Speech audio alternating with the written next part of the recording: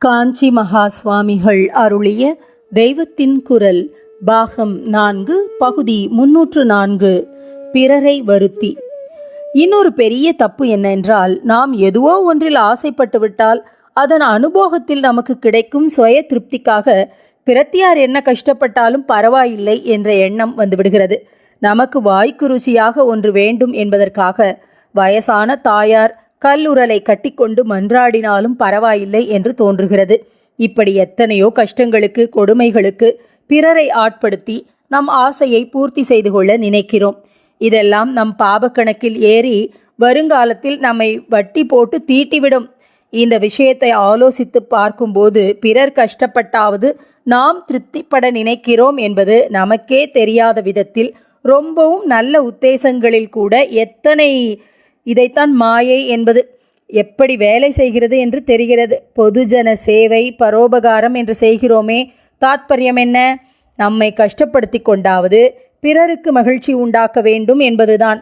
ஆனால் இந்த சேவையாலும் பிரத்தியாருக்கு திருப்தியை தருவதை விட நமக்கே திருப்தி உண்டாக்கி கொள்ளுகிறது தான் உள்ளூர நம்மை அறியாமலே நமக்கு முக்கியமாய் விடுகிறது. எப்போது பார்த்தாலும் நாம் விரும்புவது போன்ற பரோபகார பணி நமக்கு கிடைக்கும் என்று சொல்ல முடியாதல்லவா? அப்படி சரீரத்தாலோ திரவியத்தாலோ உபகாரம் பண்ண முடியாமல் இருக்கிற நாளில் தொண்டில் ரொம்பவும் ஈடுபட்டவர்களுக்கு ஐயோ, இன்றைக்கு தண்டத்துக்கு ஒரு தொண்டும் இல்லாமல் இருக்கிறோமே என்று வருத்தமாய் இருக்கிறது. அந்த மாதிரி சமயத்தில் எவனோ ஒருத்தன் தரித்திரத்தில் திண்டாடுறேன், 5-10 உதவி பண்ணுங்கோ என்று வந்தால் பரோபகாரிக்கு சந்தோஷமாய் இருக்கிறது.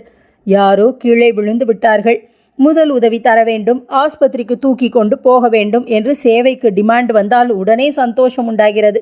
அதாவது ஒரு பரோபகாரி விண்டு பார்த்து கொண்டால் அவனுடைய உள்மனசுக்கே அது சம்மதமாகத்தான் இருக்காது என்றாலும் கூட அவனுக்கு சேவை செய்வதில் உள்ள ஆசையினால் அவனையும் அறியாமலே அந்த ஆசை பூர்த்தியை முன்னிட்டு வேறு எவனோ ஒருவன் தரித்திரத்திலோ ஆபத்திலோ கஷ்டப்பட்டாக வேண்டியிருக்கிறது.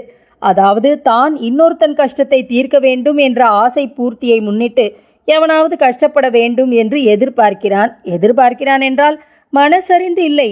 எனக்கு தொண்டு வாய்ப்பு கிடைப்பதற்காக யாராவது கஷ்டப்பட வேண்டும் என்று மனசறிந்து ஒரு உபகாரி நினைக்க மாட்டான். ஆனாலும் மனசுக்குள்ளே சூதாக இப்படியும் ஒரு எண்ணம் பதுங்கி கொண்டு இருக்கிறார் போலத்தான் இருக்கிறது. வெள்ள நிவாரணம் என்று பெரிதாக ஒரு பணி செய்து முடித்து திரும்பும்போது நாளைக்கு இப்படி ஓடி ஆடி 100 ஜனங்களுக்கு செய்வதற்கில்லையே என்று ஒரு தாபம் பிறந்தால், அப்போது தனக்கு சேவாபாக்கியம், அதிலே கிடைக்கும் ஆசை பூர்த்தி, ஆத்ம திருப்தி போய்விட்டதே என்ற அபிப்பிராயம் துளியாவது இருக்கத்தான் செய்கிறது. சேவை மாதிரி உத்தம விஷயமாக இல்லாமல் கெடுதலானவற்றில் ஆசை உள்ளபோது இந்த அபிப்பிராயமே நன்றாக பலமாக வெளிப்பட்டு பிறரை மனசறிந்து கஷ்டப்படுத்தியாவது சுய ஆசையை பூர்த்தி பண்ணி கொள்ள வைக்கிறது. எதுவோ ஒன்றில் நாம் ஆசை வைத்துவிட்டால் அது நம் கையை விட்டு போகிற போது நமக்கு அந்த ஒன்றில் ஏற்படும் மன திருப்தியையே நினைத்து பிரத்தியார் கஷ்டப்பட்டாவது நமக்கு அது மறுபடி கிட்ட வைக்க வேண்டும் என்று நினைத்து விடுகிறோம். இப்படி அநேக தப்பு எண்ணங்களை ஆசை உண்டாக்குகிறது. இதுவரை ஆசைப்படுகிறவர் ஆளாகிற கஷ்டம் துக்கங்களையே பற்றி நிறைய சொன்னேனே. ஆசைப்படுகிறவர்களால் மற்றவர்களுக்கு ஏற்படும் கஷ்ட துக்கங்களை பார்க்கும்போது இது ரொம்ப அல்பமாகிவிடுகிறது. ஆசையினால் எத்தனை கொலைகள், சாம்ராஜ்யத்தை விஸ்தரிக்க வேண்டும் என்று ராஜா மாதிரியான ஹிட்லர், முசோலினி போன்றவர்கள் ஆசைப்பட்டால் எத்தனை லட்சம் உயிர்கள் சாக வேண்டியிருக்கிறது.